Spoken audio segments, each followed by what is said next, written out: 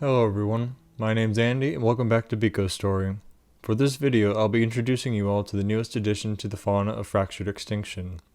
While in our last creature video, we explored a terrestrial herbivore, today we'll be learning about an avian carnivore. I have currently named it the Volven Raptor. As for its dimensions, it has an average height of 3 meters or 9.84 feet. Proceeding on to its mean length, it is typically 4.5 meters or 14.76 feet.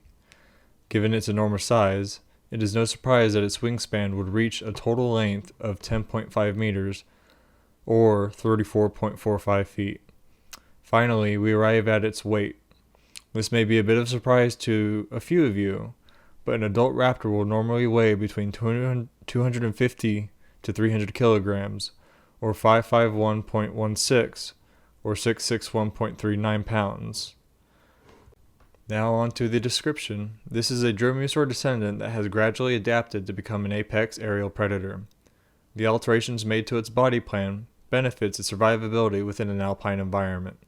One of the modifications include a streamlined form factor that is beneficial to passive soaring. Additionally, the raptors possess a set of claws on either wing. These talons improve its quadrupedal maneuverability across mountainous terrain, though when it comes to enhancing aerial performance, the species has also lost its tail to reduce its total body mass.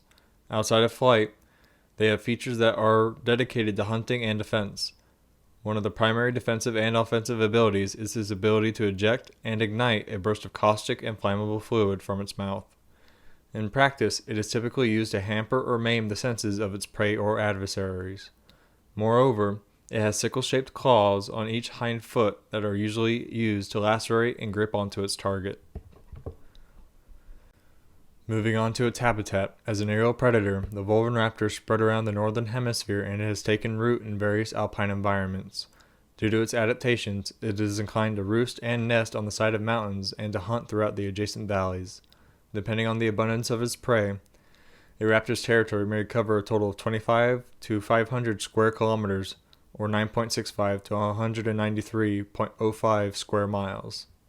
When it concerns mating, these raptors tend to mate for life and form a breeding pair.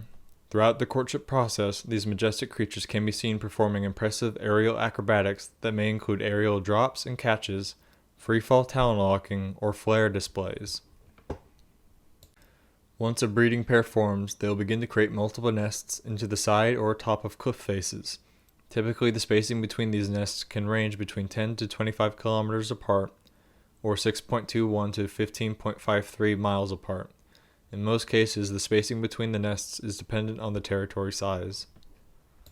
Once a year, a female may lay between 1 to 3 eggs every 3 to 5 days apart. However, the process will only take place 45 to 55 days after copulation. After a clutch of eggs has been laid, it may take up to 45 to 50 days to incubate. Once they hatch, the chicks will typically remain dependent on their parents for an additional 45 days. After they've hatched, a typical Volven raptor can live to be around 25 to 30 years old, though depending on the abundance of prey or frequency of injury, the average lifespan may diminish to 10 to 15 years. It is within these northern mountain ranges that a raptor will soar across a valley in search of a desirable target. Once found, it may swoop down and blind the creature with a spout of flame as its talons dig into its flesh. While it may require a few passes or a direct assault, it is normally successful in taking down a sizable kill. However, similar to other avian species, the Volven raptor will migrate north during the spring and south during the winter. This is primarily due to the migration patterns of available prey items and access to liquid water. However, alpine kingdoms have developed a kinship with the raptors and have gradually tamed and domesticated a portion of them. Over the generations, this has eventually led to the development of Raptorianism. In other words, raptor riding. In essence, it is where the local humanoid species will saddle up and ride a trained raptor for various purposes. Of these, local kingdoms have developed select breeds trained and bred specifically for skirmishes, combat, policing, and patrols. Additionally, more breeds have been produced for recreational tournaments, travel, delivery, labor, and other similar uses for civilians.